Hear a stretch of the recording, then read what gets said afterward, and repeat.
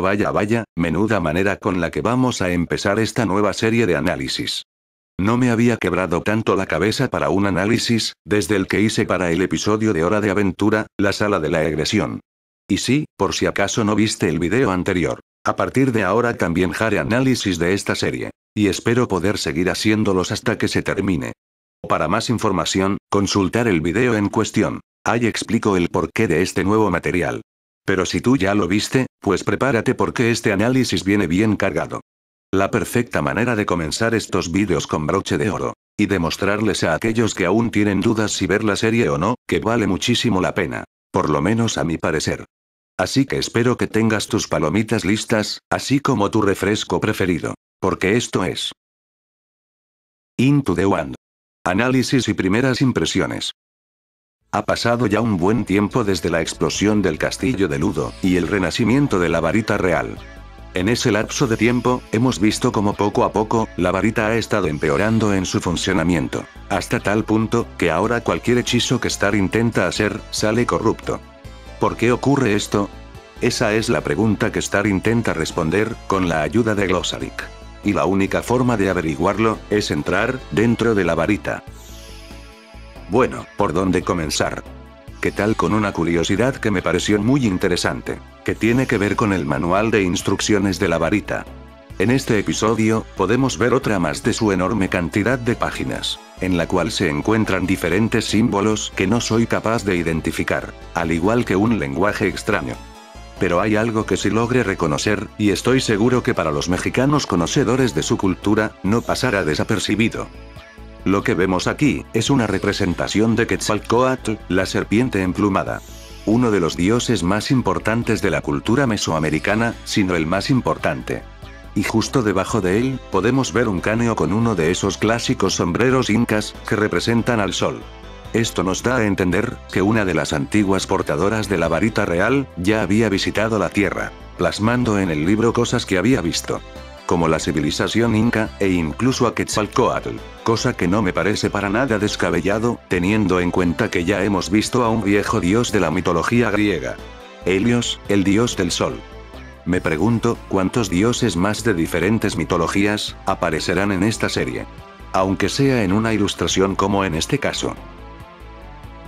Cada vez que se habla más de la varita, más confundido acabo. Pero creo que finalmente, empiezo a entender que se supone que es esta antigua reliquia de la familia real. Aunque no lo diré todavía, porque para el futuro espero poder hacer un video, explicando al detalle qué se supone que es, y su funcionamiento. Algo estilo la historia de la corona del rey helado. Aunque sí les puedo hablar un poco por encima. En resumidas cuentas, no es tanto como un objeto en sí, sino más bien, una representación en forma material de la persona que la está usando. Es decir, todo lo que es Star Butterfly, compactado en un objeto. Personalidad, recuerdos, hechizos, pasado, presente, y futuro. Absolutamente todo. Cuando alguien más la usa, pasa lo mismo, se crea la representación de esa persona. El fallo que está teniendo la varita de Star, es que hay algo dentro que nada tiene que ver con ella, e interfiere con su funcionamiento. Pero no cualquier objeto, sino uno que la está pudriendo desde adentro a propósito. El cual ya sabemos todos qué es, pero vamos a dejarlo para cuando llegue a esa parte. Una vez dentro de la varita, podemos ver un claro ejemplo de eso que les comentaba. Varias zonas que resultan familiares para Star, como la escuela, o el reino de Miuni. Pero más importante todavía, dentro de la varita no existe un orden que es dictado por el tiempo. Pasado, presente, y futuro, convergen a la vez. O lo que es lo mismo, recuerdos del pasado, del presente, y del futuro. Y es aquí donde van a tener que prestar mucha atención, porque lo que les voy a decir resultará sumamente confuso y paradójico. Verán, todo lo que estará vivido y vivirá, ya está dentro de la varita en forma de recuerdos. Esa es la línea temporal base por así decirlo.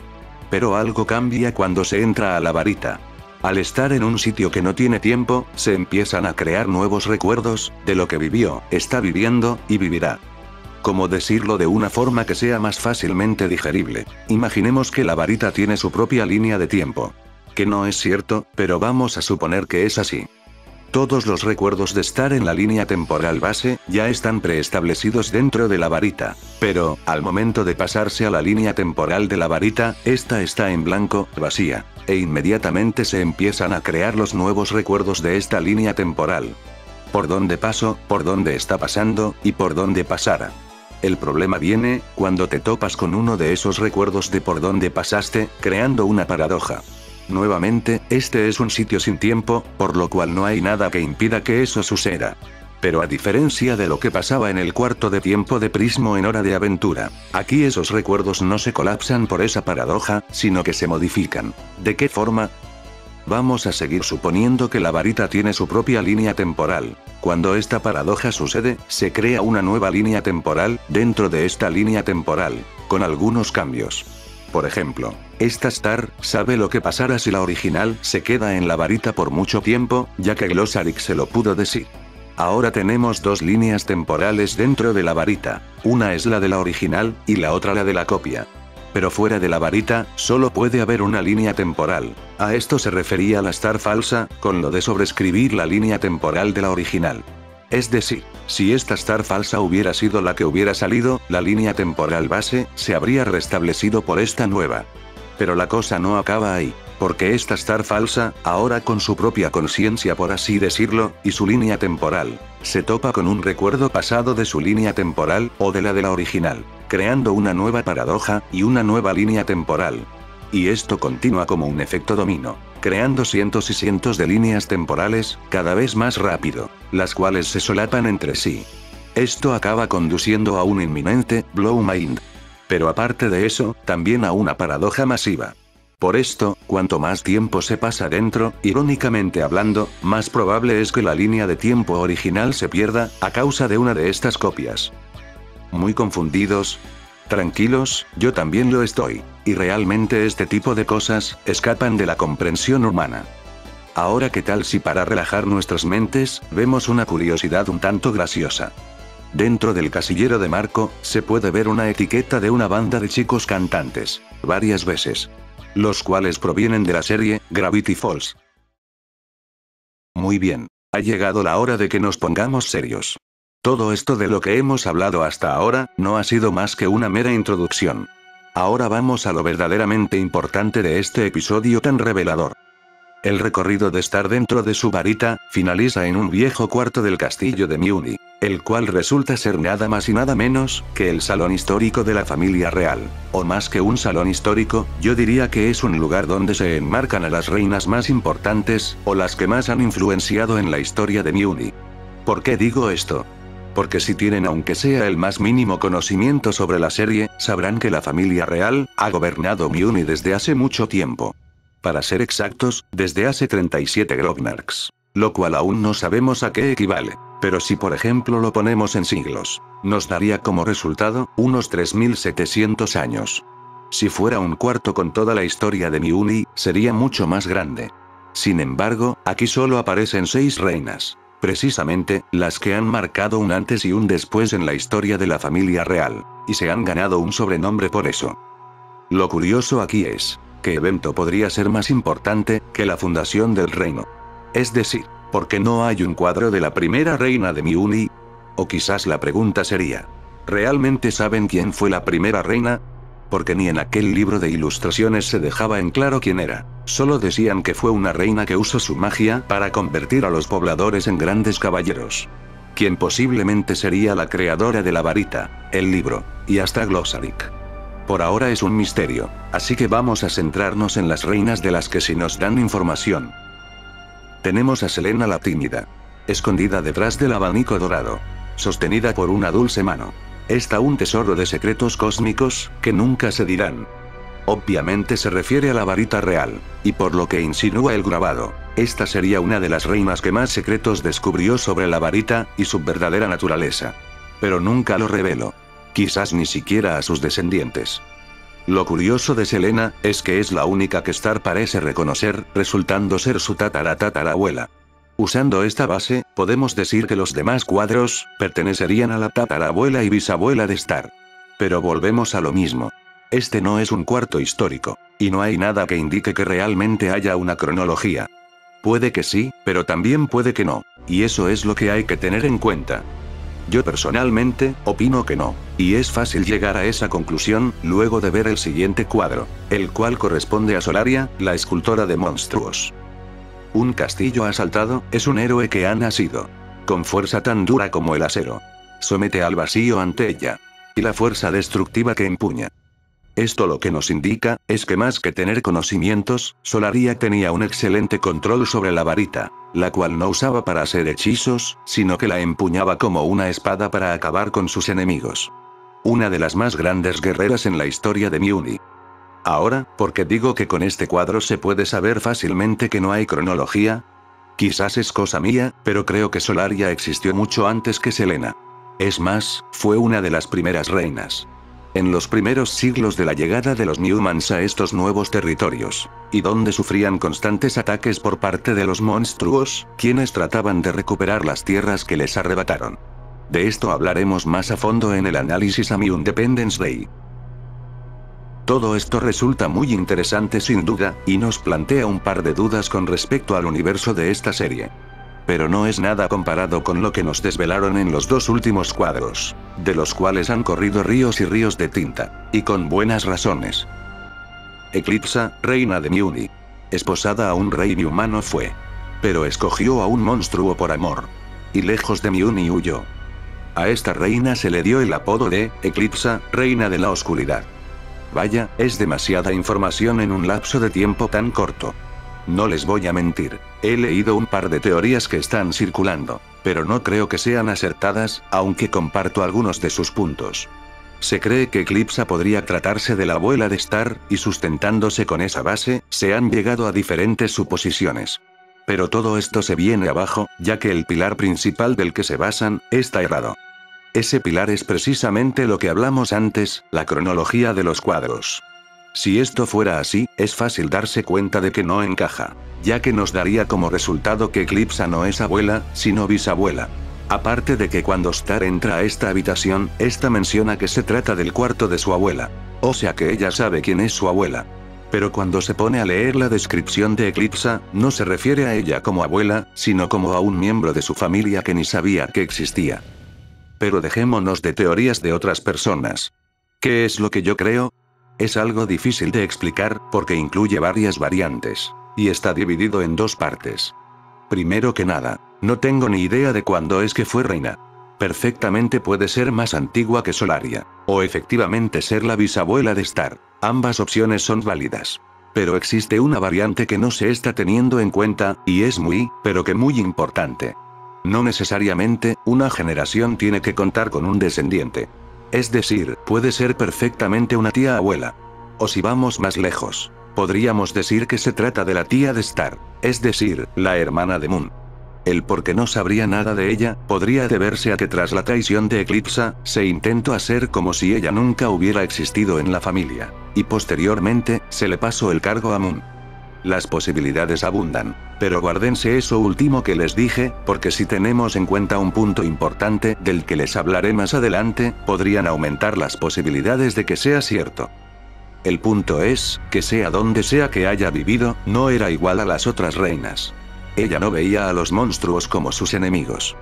Teniendo solo unas cuantas palabras grabadas en piedra, es imposible saber si realmente era malvada o no. Quizás solo vio aquella injusticia que se llevaba a cabo contra los monstruos, y decidió ayudarlos. En el proceso enamorándose y casándose con uno de ellos. Existe mucha discriminación por parte de los Newmanos hacia los monstruos. Son vistos como criaturas viles sin alma. Quizás ahora muchos sean así, pero es porque en eso los convirtieron. Un acto como este es una traición al reino. Unirse a ellos, es unirse al lado malvado. De allí el sobrenombre de Reina de la Oscuridad. Pero aquí viene el dilema, y es si acaso está dispuesta a acabar con su propia sangre, con tal de ayudar a su nueva familia. En esta historia no hay blancos o negros, sino grises. Varias dudas fueron resueltas, pero al mismo tiempo, muchas preguntas más surgieron. Pero al menos ya sabemos finalmente, quién es la que posee el símbolo de espadas, o picas. Siendo Star la que posee el símbolo de los corazones. Moon, el símbolo de los diamantes. Y Misgengus, el símbolo de los tréboles. Lo cual me hace preguntarme, ¿qué importancia tienen estos cuatro símbolos y sus usuarios? Desde luego son importantes, ya que toda esta sala de los cuadros, los tiene grabados por todos lados. Curiosamente, todas las reinas han tenido su símbolo, pero esos no son remarcados, por lo cual no parecen tener importancia más que estos 4. Lo cual me lleva a lo siguiente. ¿Estos símbolos se heredan? Es decir, ¿existen más reinas en la historia que los hayan tenido? ¿O solo existe una en toda la historia para cada símbolo? Si es así, entonces tarde o temprano se tendrían que reunir. Y para que eso pase, Eclipsa debería seguir viva. Lo cual nos lleva al siguiente, y más importante cuadro. Moon, la impávida, actual reina de Muni. Para los que no sepan, impávido se refiere a alguien que se enfrenta a una situación de peligro sin miedo alguno. El monstruo inmortal por mucho tiempo será perseguido por el más oscuro hechizo de Moon, la impávida. Ese monstruo no podía ser otro más que Tofi. Efectivamente, fue Moon quien cortó ese dedo que Tofi no podía regenerar, pudiendo derrotarlo. Pero aquí hay algo que no me cuadra. ¿Cómo que derrotó a un ser que se supone es malvado, con un hechizo de su misma naturaleza? Y más importante aún, ¿a qué se refiere con que lo perseguirá por mucho tiempo? ¿Una maldición? Y si es así, ¿qué efectos tiene sobre él? Aún falta una ficha de este rompecabezas, la cual será revelada a su debido momento. Pero lo que sí me quedó claro, es que precisamente es ese dedo, el centro de esa maldición. Y el cual está ligado con Tofi. Como si todavía lo tuviera en su mano. Por eso no es capaz de regenerarlo. Pero estamos de acuerdo que para recurrir a una maldición de un calibre así, tiene que haber algo más de por medio. No solo repudio hacia los monstruos, sino odio. Odio hacia ese monstruo en concreto. Hasta tal punto de encerrar el objeto que mantiene su maldición, en un lugar donde nunca podría llegar. Dentro de la varita. Es hasta ahora que ese dedo, ha podido influenciar la varita, gracias a los eventos que han estado ocurriendo. Pero lo importante es, ¿por qué ese odio? Hay algo que no nos están contando, y es aquí cuando aquella pregunta que nos rondaba la cabeza hace tiempo, regresa. ¿Quién es Tofi? Hasta ahora esa pregunta sigue envuelta en misterio, pero podemos tratar de desenmascararlo con ciertas pistas. Una de ellas, es cuando Star recoge el dedo de Tofi, y por un segundo, se pueden ver distintas imágenes, correspondientes con sus últimos recuerdos. Si es que acaso murió en aquella explosión, aunque por algo se le decía el monstruo inmortal. Podemos verlo contemplando victorioso, la destrucción de la varita, y la posterior contaminación de la misma. Pero extrañamente, aparece también la imagen de Eclipsa, lo cual obviamente nos indica, que Tofi tiene que ver con ella. Y esa conexión se vuelve más evidente, al ver el cuadro de Moon, donde en una de sus sombreras, tiene los símbolos de picas, símbolo de Eclipsa. Pero aquí surge una duda, ya que en la otra hombrera, tiene el símbolo de quien lo está maldiciendo en ese mismo instante. Los diamantes. Esto sí que me deja confundido. Porque nos muestra que ambos tienen alguna relación, y no es solo una batalla entre la reina de Miuni, y uno de los monstruos más temidos. ¿Pero en qué forma? Eso es algo de lo que no podemos estar seguros. Esta vendría siendo la segunda parte de la teoría que les mencionaba anteriormente. Aquí se divide en 2 caminos. Pero ambos tienen una regla que no pueden romper. El símbolo de picas tiene que estar presente de algún modo. ¿Que podemos encontrarnos en el primer camino? Si esto resulta ser cierto, Tofi podría tratarse de una creación de Eclipsa. Una especie de encarnación suya. ¿Cómo podría decirlo? Simplemente él tiene la esencia de Eclipsa. Una forma de mantenerse viva eternamente, por así decirlo. Quizá. Lo importante es, que Tofi sería ahora el símbolo de picas. Mientras que en la otra opción, ya estaríamos hablando de temas más peliagudos. Tofi, podría tratarse del hijo híbrido de Eclipsa y el monstruo con el que se casó.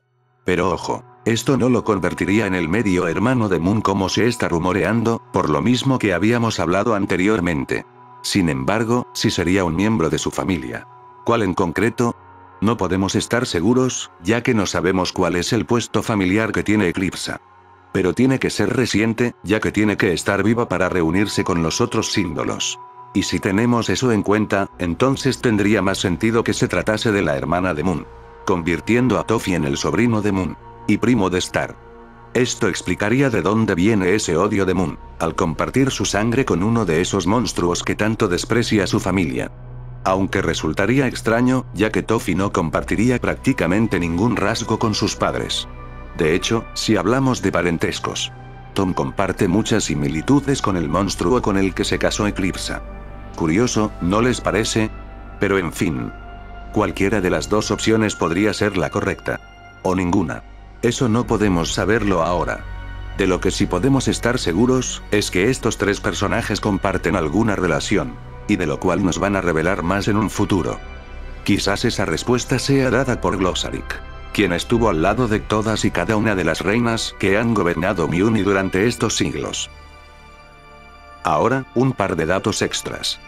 De los otros dos cuadros no se nos dice nada. Pero parece que una era bastante adorable, mientras que la otra, sabía bastante de vino. Segundo, como ya lo dije varias veces, este cuarto está hecho para enmarcar a las reinas de Muni más importantes. Y aparentemente, se está creando un cuadro para Star, lo cual nos indica que ella va a hacer algo que marcará un antes y un después en la historia de la familia real. Y tercero, esta habitación me recordó a una que se encuentra en el reformatorio Santa Olga, que no parecía tener sentido. Y en cuyo techo, había un mural muy peculiar. Si nos fijamos bien, parece que se ven estos mismos cuadros, quemándose. Alguna profecía quizás, la cual nos muestra a los monstruos obteniendo finalmente su venganza. Acabando con la familia real, y toda su historia. Y ya para finalizar, Star consigue reparar su varita, sacando aquello que no pertenecía, para posteriormente guardarlo en su armario. Veremos qué repercusiones tiene el dedo de Toffee en un futuro, ahora que está fuera de la varita. Y con eso, doy por terminado este primer video sobre Star vs las fuerzas del mal. Y dime, ¿qué te pareció el video? Ahora que vieron más o menos la calidad que van a tener estos análisis, ¿cuál es su opinión al respecto? No se preocupen, que los demás vídeos no resultarán tan largos como este. O eso espero. Pero es lo que tiene cuando se analiza un episodio tan importante. Y tal parece ser que el próximo episodio, también resultará muy interesante. Si te gustó el video, o tienes alguna pregunta que desees hacerme, puedes dejármelo en la caja de comentarios. Me encargaré de leer cada una de sus dudas. Pasamos ahora a los saludos. Un saludo para Abraham Esteban Donoso Cansino, Mike, Griselda Clow, Carlos Zamora, Felipe Piña, Jorge Gamer, Teresa Gómez, Tatiana Molina, Dulce Perales, y Mabel Enserón. Los demás saludos serán mencionados en los siguientes vídeos. Y ya sin más que agregar, nos vemos, hasta la próxima.